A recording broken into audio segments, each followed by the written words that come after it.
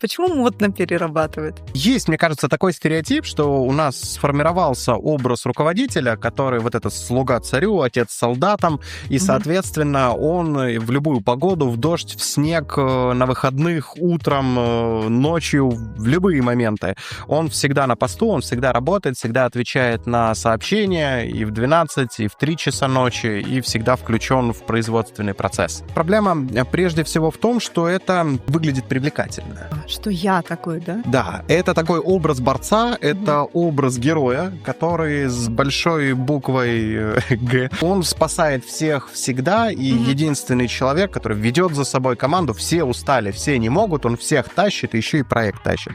И вот этот образ, он, мне кажется, очень привлекателен, и когда молодые руководители примеривают на себя жизнь руководителя, им кажется, что вот я таким хочу быть, вот человеком, про которого скажут: ух, это ж Это кремень. какой-то идеал, да, руководителя, который да. вот и в огонь, и в воду, и медные трубы с ним пройти, и все Да. абсолютно можно, и он никогда не устает, Да, вот такое. никогда не страдает, всегда эгг, и все у него получается.